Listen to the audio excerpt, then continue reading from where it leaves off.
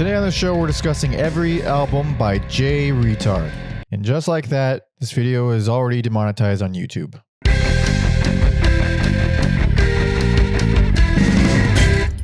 Hello. Welcome to Every Album Ever, the podcast where we listen to every single album in the world, whether we like it or not.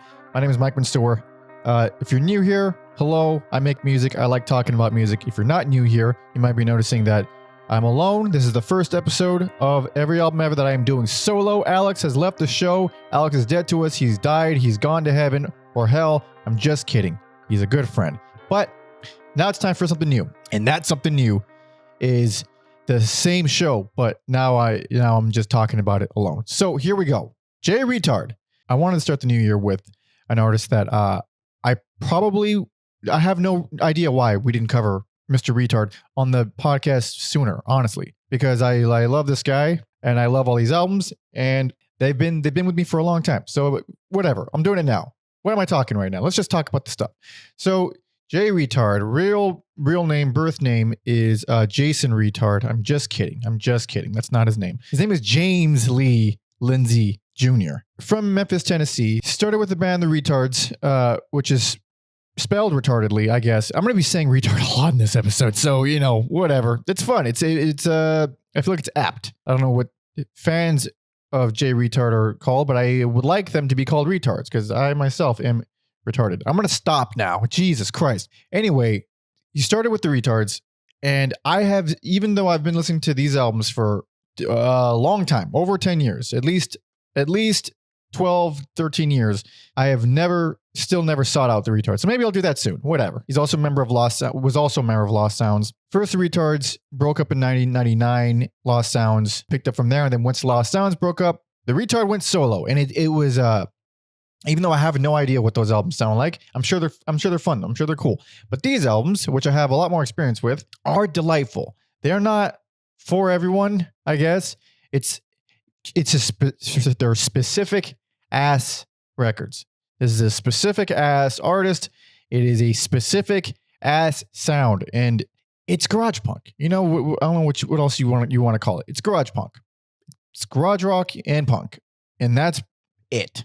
And are the riffs super revolutionary and inventive? No, they're just catchy. And I don't know why. This is a interesting artist because for these albums, especially for the stuff that I think is great, I can't tell you why it's good. I can't tell you why it's not good. It's magic. There's something about these songs, the way they were recorded, the way they're produced. It's a little bit about how they're produced because each record is kind of produced in its own way and has its own very characteristic sound. But it's not just the production, it's the songs. And they're not even that interesting. They're just great. I don't even know why. There are cool riffs. For sure there's cool riffs, but they're not like genius level Einstein riffs. I don't think Einstein was much of a songwriter, but they're fine. They're fine riffs that just feel amazing somehow. And from time to time, there will be some lead thrown in there or some kind of melody, and it'll just fucking take my soul away. And it's beautiful. Actual gorgeous moments. Really heartbreaking stuff. At times heartbreaking. Really poppy, super duper poppy. Very, very duper poppy. But really, really catchy, really hooky. And yeah, some of the stuff, like I don't know why I don't even like garage rock. I like punk plenty punk. Garage rock I just don't like. It's just an anomaly.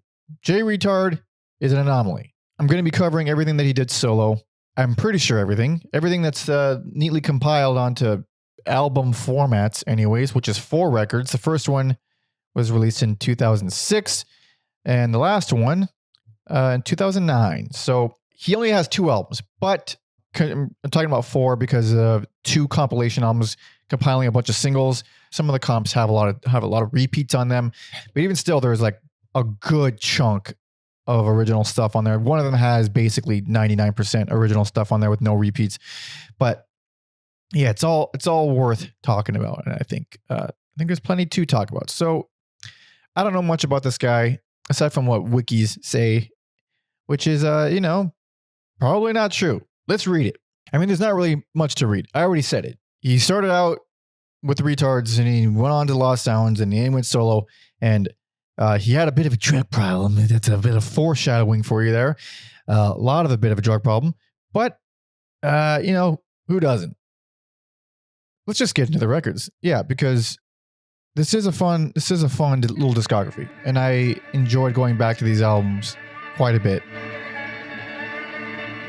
Starting with the first one, 2006's Blood Visions. This is put on In the Red Records, which apparently he sold the... Again, this is wiki shit. This is probably completely wrong. That's okay. Look it up yourself. I don't know. Apparently he sold the rights to the album to Fat Possum Records right before he died in 2010. So that's that. But Blood Visions, 2006. And this is an easy best personal favorite of this discography. I mean, goddamn, it's basically a perfect album. This is the first thing I heard from him back when I was a, early 20s person. And it just rules. It really holds up. I was not expecting it to hold up as much as it does, because feelings change when you get older and you haven't heard an album for however many years. But this one, I knew I was going to, I'm not going to stop loving this album. This is a forever album for me. I adore this. And I guess if you're not into garage punk at all and you're not open to it, then it's a no-go. It's a no-go. It's a fucking absolutely no-go, because it is definitely that. But if you can, because I'm not I said it, I don't even like garage rock. I'm not a fan of this shit. I don't like this shit, but this album is great. So look past it. It's worth looking past. I think you can look past it. I can look past it. Why not you? The riffs they're simple, but I can't really point to. That's the thing with punk bands. Like, you listen to as much punk as I have, you get the fucking gist, like, I spent all my teens listening to a bunch of bullshit from Finland and Sweden and Netherlands, and obviously America, hardcore punk, just all the stuff, just from everywhere in the world.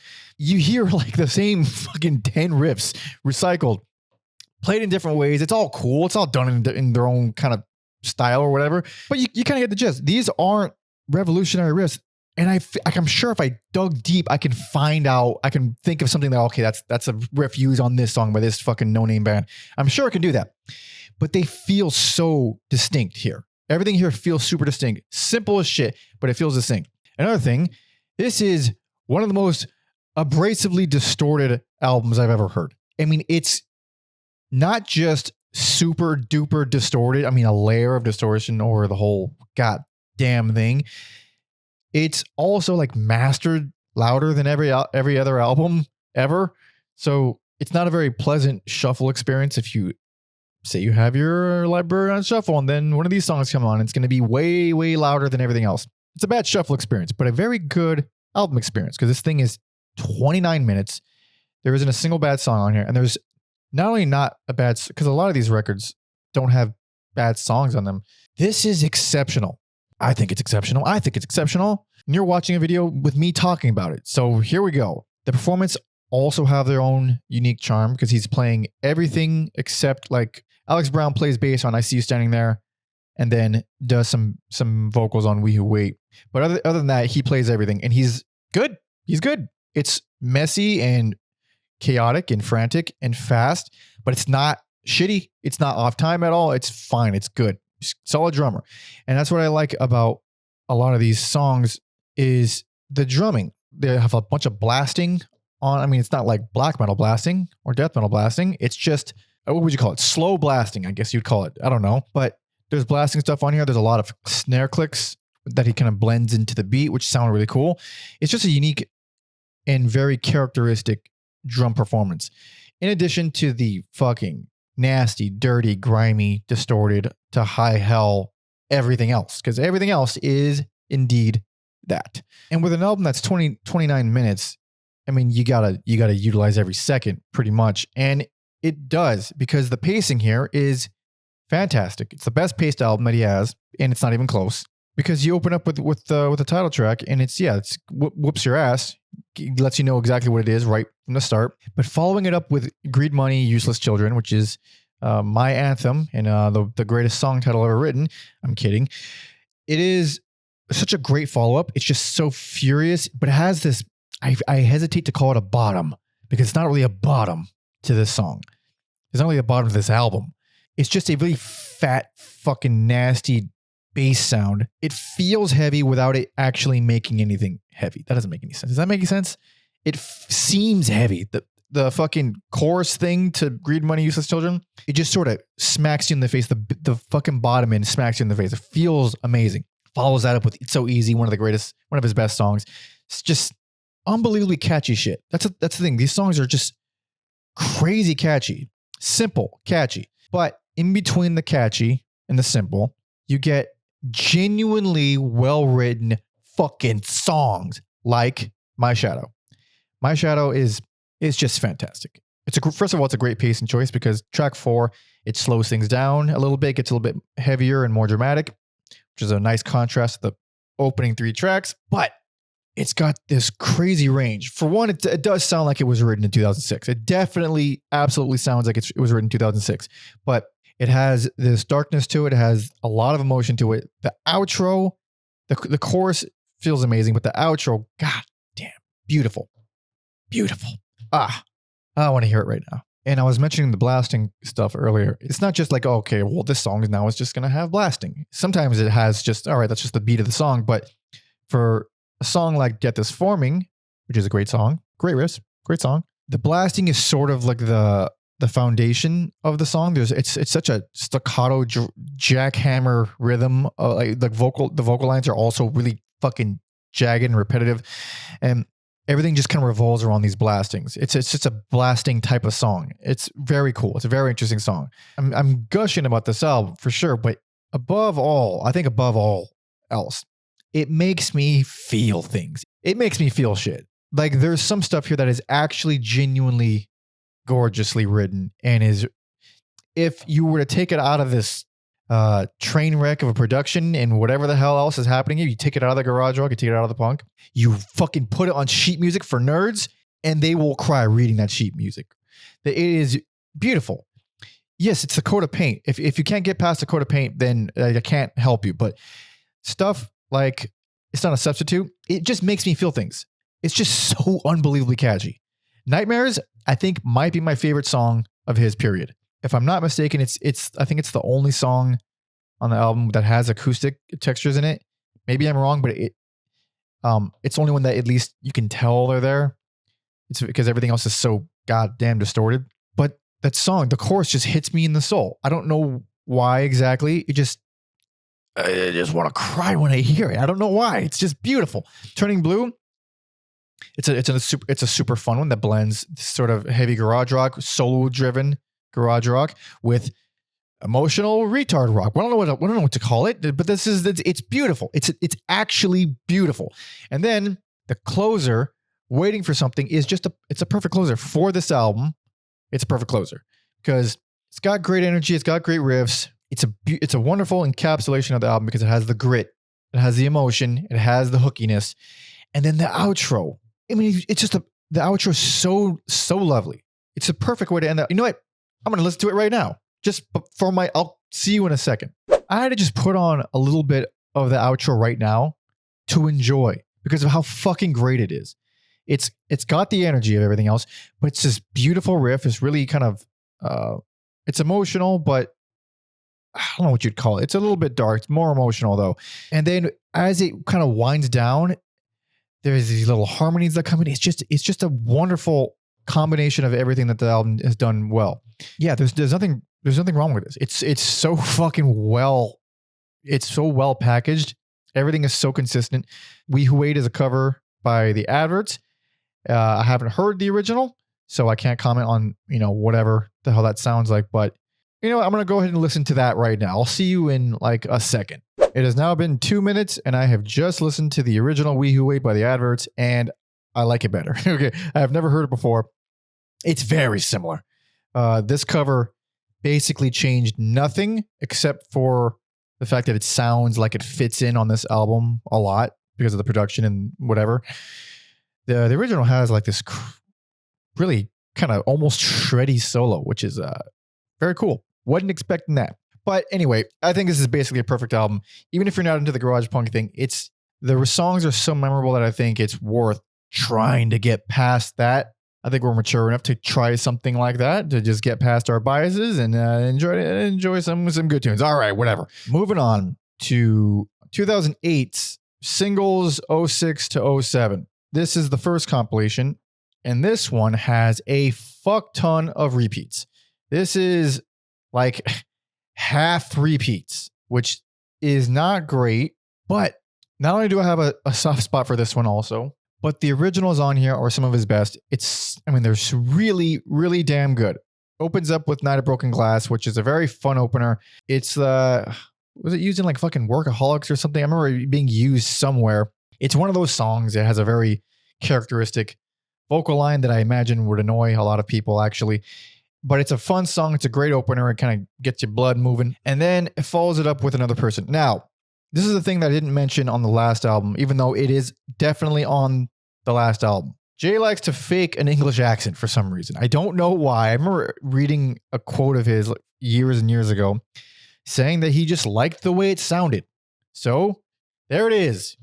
I mean, I personally think that's fucking retarded. I mean, to fake the accent, although I guess that was the accusation, I think, in the early punk days, the early UK punk days, was that those bands would fake an American accent. At least I think I remember reading that from, like, I don't know if it was the Damned or Sex Pistols who said that, who were taking umbrage with that kind of thing.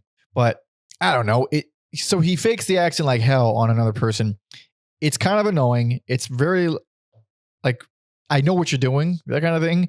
Still a good song. Still a really cool song though. So I mean, even though I'm talking all this shit about him faking the accent, I'm not that bothered by it. And it's only really annoying on certain songs, like "Oh, It's Such a Shame" from the debut.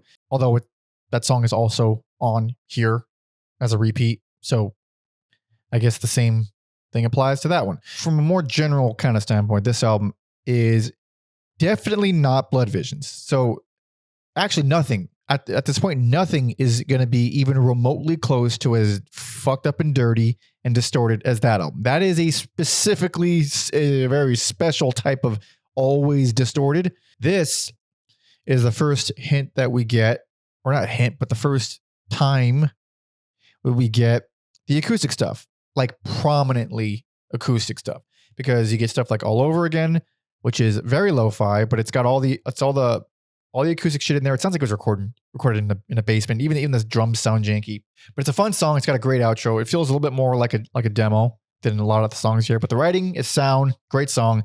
I Know a Place. The song I Know a Place is easily one of my favorites. I mean, it's acoustic. It's lively. It's heartbreakingly beautiful. It's another one that just fucking takes my heart away. I don't know why I get so emotional hearing that song, but it's wonderful. Absolutely wonderful. Beautiful song. Great song. And the acoustic stuff really, really comes to life on that one. It really feels natural and like it was meant to be like that. That's one thing I do appreciate about this discography, is that the songwriting doesn't really evolve that much. Spoiler, I guess. Doesn't really evolve that much, but the presentation of it, the fact that he steps away from the dirty stuff, he starts implementing more acoustic stuff and different, cleanness. I guess that's one way to phrase it. Lots of cleanness he implements in there.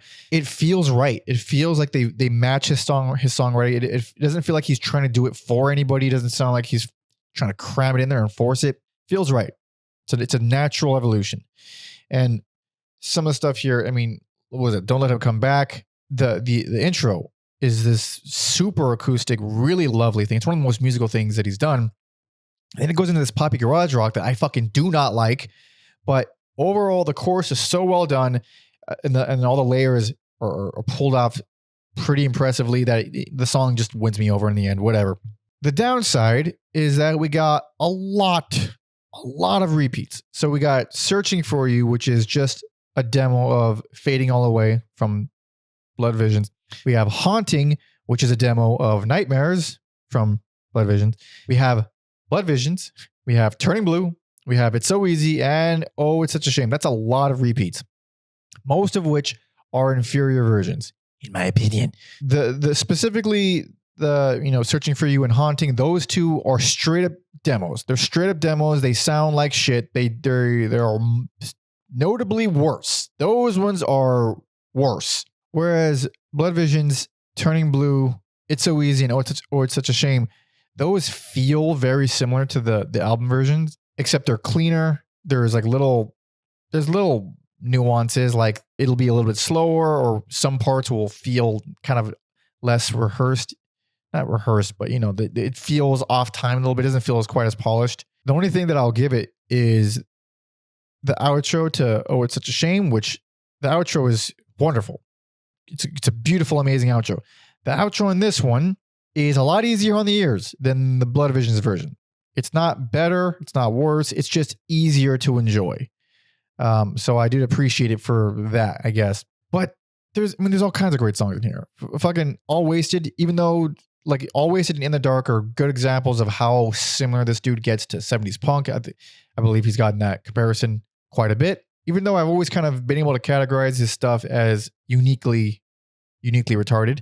The songs like All Wasted and In the Dark, those definitely sound like 70s UK punk. I could totally see that. But so much of this just makes me feel good. It's so useless. There's just something about it that makes me feel good. It's insanely poppy. It also has some of Reatards.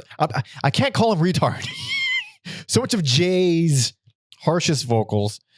Yeah, it's good stuff. Listening to this right after Blood Visions is not good. It's not good to do that, because then because it closes with 6 or something of songs from Blood Visions that are not as good version. They're badder, worse versions of songs off of Blood Visions. So obviously your mind is just going to kind of latch onto that. I would say this is a fucking awesome comp. If you take some time, you listen to it on its own, and fuck it, skip the last 7 tracks. I don't know. You don't have to do that, but at least the first half is so good. And so it's kind of perfectly captures why he was great. I mean, we already had a whole album of that, but this is just more of it. It's more of it in a different way. It's more acoustic stuff. It's cleaner, but it's still very raw. And the writing is still really, really strong. And yeah, I love it. I have a huge soft spot for this one, but I definitely was less forgiving of the second half coming back to it. Moving on to the next one. This is also from 2008. This is Matador Singles 08. At this point, he's now signed to Matador. Congratulations. And they compiled all this. Well, you get the idea. Singles. They compiled all the singles onto one album. And that's what we got here. This one. Worst, least favorite. Yeah, I'm giving this one worst. I like it. I like it, but I just like it. There's a few things on here that I love, which is still pretty cool. There's a lot on here that I feel is missing the magic. I don't know why. I don't know how. I don't know how to explain it. I can't explain why the fucking guy is good, let alone why it's bad. So I just don't feel magic. I don't know exactly what it is. So this is a pretty good comp for what it is. There's only one repeat, and it's the closer, I'm Watching You, which is a song that we're going to get on the next album. Everything else is all original stuff. And there's still some really fun stuff. Like the opener, Seesaw, comes in with this. It's similar to the last one, where it comes in with a blend of dirty garage rock with acoustic textures.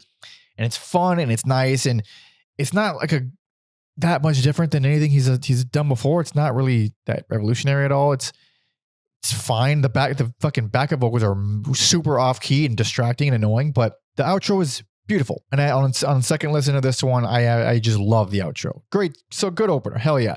More the same on Screaming Hand. It's just the same shit. Really, it's more the same shit, but the riffs just aren't grabbing me as much. They're not bad riffs, but I can't even call all the other riffs of all the other songs amazing riffs. I feel like they're amazing. Are they amazing? I don't know. You listen to it. You tell me. I don't know. These ones weren't resonating. They're just not reaching me. And I don't know why. Maybe they're just weaker. Maybe they're just not as good songs. That's also possible. I don't know. And a lot of it is that's kind of making it miss more, is the fact that the presentation is, damn near identical to the previous album. Like Painted Shut, which is the same implementation of acoustic sounds. It's still charming. It has the same the same charm in the presentation, just not in the writing. I'm fine with the song. I like the solo works. I like it. I like it, but barely. All right. That's pretty much how I feel about that. I didn't mention a lot of the organ stuff on the previous one.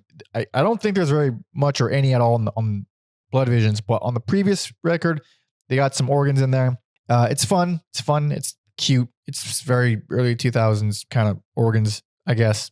Is that a sound? Is that a thing? Whatever. But we got a lot of organ stuff on here, and it's fine.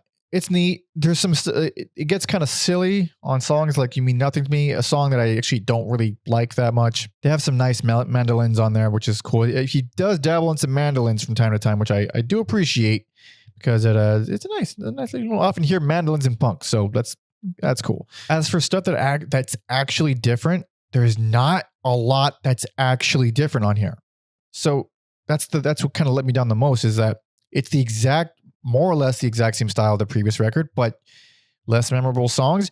The exceptions are Fluorescent Gray, which is one of the most unique things he's done. It's a very interesting song. It feels like a kind of an epic song. It's very unusual because a lot of his epic songs tend to follow standard structures and whatever, verses and choruses, and there's a long outro. But that one feels a lot more drony and psychedelic and interesting. Just kind of, I don't know, cold and expansive or something. It's also, I think it's his longest song, 4 minutes 40 seconds. Whoo, long one. Yeah, that's I think it's his longest song, but that's a winner. I do very much like DOA. It's got more of that quirky organ. It's very snappy. It reminds me of like early Ecstasy, other early post-punk bands like that. By the way, I think I got a comment recently that it's not pronounced Ecstasy. The band is pronounced XTC. And I'm pretty sure the person who said that has a lot in common with Jay Reatard's name, because that's not true. That is how it's pronounced. I mean, the name XTC was apparently a quote from Jimmy Durante yelling, "That's it, I'm in ecstasy." So if the name XTC being derived from the word ecstasy isn't literally pronounced ecstasy, then wow. All right, no more defending myself. That's my honor was at stake. I had to clear that up. But it's a good song. DOA is great. It's not like it's on its own. It's this crazy revolutionary thing that's never been done. But for Jay Reatard, it is different. It's very interesting. It's more, I guess, quirky, whatever. I already said that word, but it's quirky in a different way. Quirky in a way that he doesn't usually do. Quirky in a more spastic, kind of borderline paranoid kind of way. It's very cool. Very cool. And then the other thing that I'll know of this being a little bit different is the song No Time, which is an acoustic ballad. It's a very gritty sounding acoustic ballad. It's lo-fi, of course, but it sounds kind of distorted, but it is a straight acoustic ballad. It doesn't really hit me in the feels the way a lot of the other songs do. It's a little bit more sentimental and emotional, but it's fine. It's a fine song. I don't mind it so much. But everything else feels like a muted version of songs he's already done. I just don't feel the magic. It also feels the longest. I don't know why it feels long. It's not long. This thing is fucking, none of these albums are long. All right. It's very not long. This album is 33 minutes. It's not long. It's fine. It's a fine album. Worst of these albums. I'm calling this one the worst. I'm saying it's also my least favorite. So that is that. And that is that. Moving on to the last album of the day, 2009's Watch Me Fall. Now, this one is sad. It's only sad because it's the last album and he died shortly after this, but it's a good album. I like this album. I like it less than I did many years ago. I still think it's a very good album, and I think some of the magic is back on here. Not all of it. I think there's still a lot of things about this one that I can't articulate that well that feel so good, even though they're not the most original things on the surface. One glaring example is the song Man of Steel, which I love. I love this song. There's like prominent mandolin on here. The main riff is pretty generic. It's generic as shit. Feels good. It feels good though. Why? I don't know. The production on this album is good. So I'll talk about that first. Production is the cleanest he's ever had. It's mad clean. It's super duper duper clean. There's more acoustic elements than ever. sometimes exclusively like acoustic guitars on the whole song, which is, I mean, I suppose he did that before, but it just feels more acoustic here. There's strings on here. There's lots of mandolin on here, and it's not at all distorted. I mean, there's distortion on here, but it doesn't feel like a distorted album. There's something really clean about it, and but it works. It feels good. It's mixed so nicely. Everything kind of feels very full and supported by the acoustic elements, as opposed to them feeling novel or, you know, kind of like dropped on top. So it ain't gonna save me as the opener. It's got tons of emotion, and it really, there's actual power behind it. Like the acoustic layers carry power with them. I don't know how exactly, but it feels really good. And the outro is heartbreaking. It's beautiful stuff. I absolutely love it. My problem is, before I was caught, track 2, bad for pacing. It drops the tempo, it drops the energy. Well, there's some instances in albums where I think that works. Not like this. So like you get I'm not gonna fucking name an album that's completely irrelevant to this band or artist or whatever, but there's some albums where it opens with this crazy high energy fucking thing, and then track 2 is super slow, screeching the momentum to an absolute halt. But it works. Sometimes it works. Fuck it. I'll Junkyard by The Birthday Party.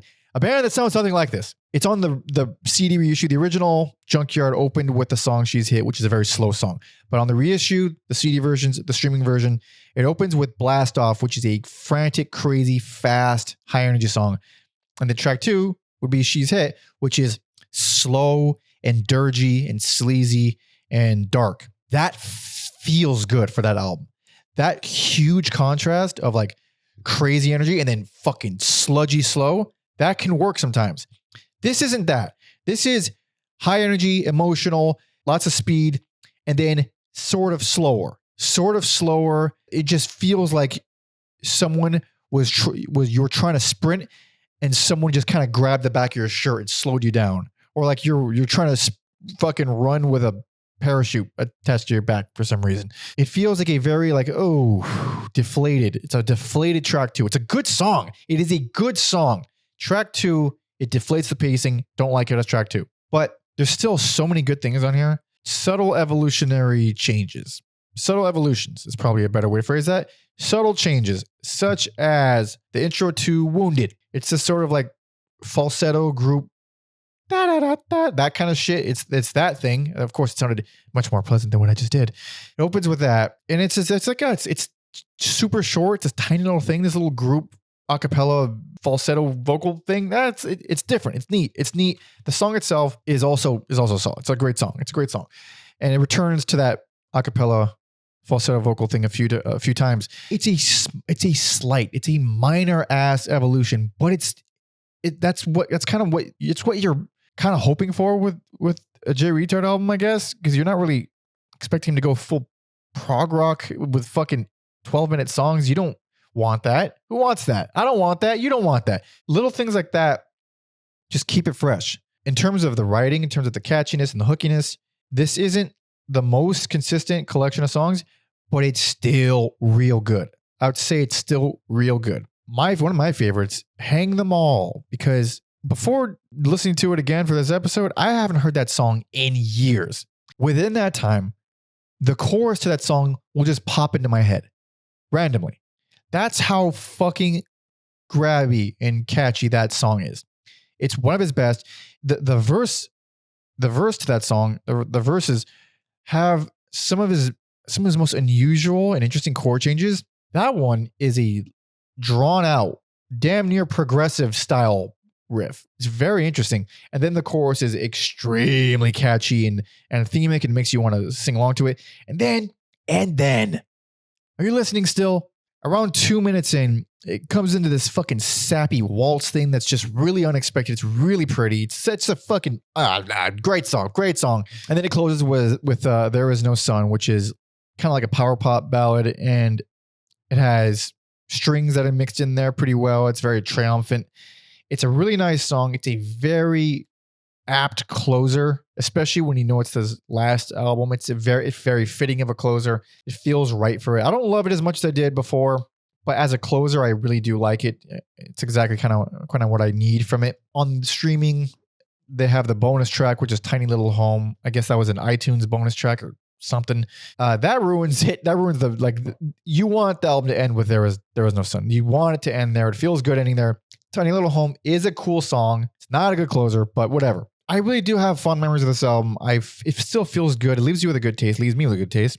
I don't know about you. It's interesting. This is the cover. I didn't realize this until I read the quote. The cover of this album is Jay doing his best Jack Nicholson from The Shining, and I didn't even realize it. I've seen that movie countless times. One of my favorite movies ever. Yeah, he's just doing the thing. He's in the hedge maze and he's cold, and he looks like Jack Nicholson. And the quote from him, he says, this is from OC Weekly, January 13th, 2010, very soon before he died, which is depressing. But the interviewer asked him, the Watch Me Fall cover photo shows you looking like Jack Nicholson's character in The Shining when he's chasing his wife and kid through the maze trying to kill them. Are you a big fan of the film? And he says, yeah, for sure, man. I took like 10 hits of acid and watched that film by accident and fried my brain. I think that movie resonates with me a lot. Oh, shit, dude. So, in case you're wondering, the guy who took 10 hits of acid wasn't long for this earth, and he soon died from a cocaine overdose. Well, the actual quote, cocaine toxicity with alcohol as a contributing factor. Yeah, that is, that about does it. You know, the dude, I mean, his name was Jay Reatard. What do you expect? He was a wild man. He did his thing. He had his fun. He made some good tunes, but boy, not so good on the decision making. Or maybe he was just addicted, in which case he needed a lot more help. But if you don't want help, you ain't gonna get helped. So there it is. I don't know. I don't fucking know. Hey, listen. I'm just talking about the music, all right? I'm just talking about the music. And the music is good. The music is great. I really do love these albums. I don't love the Matador Singles comp so much, but I think it's fine. I think it's cool. Everything else I do love. Even this album, Watch Me Fall. I do love this album. I don't think it's as consistent as the others, and I don't love it as much as I did when I was younger, but it feels so good. It feels great. That's just a weird thing about this guy. And makes you want to listen to his other bands because there was something there. And sometimes it's not just that you sat down and you came up with an amazing riff. You know, it's not always that simple. Sometimes it's how you felt when you recorded the thing. Sometimes it's what the energy in the room was like. Sometimes it's accidents. A lot of times it's fucking accidents that make songs great and art great. That's I remember many moons ago, I was working a very shitty job. I was hanging out, and I say hanging out because that's basically what the job was. It was county fairs. I was a carny. I was not a carny, but people, every time I say I worked at the county fair, people say, "Oh, like a carny," and then I hit them in the fucking face. I'm kidding. I don't do that, but I do. Imagine it. I worked in these fucking home shows. There's a part of this might be breaking news for some of y'all, but there is a part of county fairs in America where if you're tired of all the fun and delicious food, you can take a fucking turn into this jet hangar and look at a bunch of boring bullshit like tiling and cleaning products. And the company that I worked for, awnings. Who the fuck wants or thinks about awnings? Homeowners, I imagine. So not anybody watching this video. That's probably not true. Maybe. Do you guys own a home? I don't own a home. I don't know about that. Not in these days. I worked in that little area, and it was boring as shit. So I would spend my days drawing, and I was at one point trying to draw the cover to Disco Volante by Mr. Bungle out of boredom because I love that album cover, and I had nothing to do. So I was trying to draw it, and I couldn't get the fucking eyebrow down. I just couldn't get the right proportions. I just couldn't match it. And it was driving me crazy. And then I just sort of absent-mindedly just drew a shape, and it was the shape. It was the exactly perfect shape as the photo. And I told my brother Robert, who's an amazing artist. I can actually pull. Yeah, he did. You know what? I'm going to pull it up right now because I can literally show you. He did the cover of my first album, which I have merch of. There we go. Robert did that. He's very good. He's very good and stuff. And through the power of editing, you have no idea how long I spent trying to put that frame back on the wall. But he's very good. And he said, and I told him, I don't know how I did that. It was an accident. It feels like cheating because I really didn't use skill for that. And he said to me, That's all art is. It's just a bunch of accidents. And he's right. And the whole story was just to tell you that, yeah, accidents sometimes make the greatest fucking art. So I don't know if these songs were accidents, but there's something about them that feels accidental, that feels incidental, that feels unintended. It feels perfect. And that's one of the reasons why I've kind of never forgotten these albums. I've never forgotten Jay Reatard, and why I still love him to this day. And that's pretty much it. I think you should all go check out some of these records. And if you're not into the not into the garage punk thing, yeah, I can't change your mind. You know, I'm not going to fucking try to change your mind, but try. Give it a shot. Blood Visions, 2006, my best and personal favorite for this artist, for this guy, whatever. You got to start there. You always got to start there. And Matador Singles, 08 from 2008, worst, least favorite, less magic on that one. Less magic. That's pretty much how I feel about that. Thank you so much for listening and watching and hanging out. This has been a delight. This has been the first solo episode of this podcast. And you know what? I had a good time. I hope you had a good time. Did you have a good time? Tell me you had a good time. Come on. Leave some comments. Tell me why I'm an idiot. Tell me why I'm wrong. Tell me all this stuff. I really don't give a shit. Just leave a comment. It's all good. It's all good, baby. Like the video if you like it. Subscribe. Do all this stuff because it helps. And I need more nerds to talk to, because on patreon.com/everyalbumever. Yes. We've cultivated a wonderful little community of absolute fucking music dweebs. And I needed that for a long time because I spent most of my life having no one except my older brother to talk to about music. No one. Fucking no one. So now this podcast, we're coming all together. We're talking about all the bullshit. So go to the Patreon, baby. Go to patreon.com/everyalbumever. There we get bonus episodes. You get to see the schedule in advance. You get to join the Discord, be a part of the community, talk some shit, talk shop, talk music. And there's great perks. It's a lot of fun. It's a lot more interactive. This year is going to be a lot more interactive because if you're tier 1, you can suggest bonus episodes. We do, or I do, reactions and full-on reviews of bonus episodes from tier 1 suggestions. It's a lot of fun. I just filmed one yesterday, and it was way more fun than I thought it was going to be. So there's going to be a lot more of those. And if you're tier 2, if you're bigger than Jesus, then you could suggest any album from anywhere in the world, and you're going to see a full-on episode like this on the main feed. In addition to that, every month I'm going to be taking 3 of those requests and putting them onto a poll for patrons to vote on who gets a full discography episode. So there's lots to do there. It's a ton of fun. It's gonna be a good time. So go there, do that, please, and thank you. Follow me on all social media at PanderMonkey. Listen to my EP. There's a link to that in the description. It's very cool. I'm going to be recording more very soon. I've already written a lot of stuff for a new release, and I'm very excited about that. It's going to be better. It's going to be even better. I am proud of that EP, but this is going to be better. So until the next one, thanks so much for listening and watching. See ya.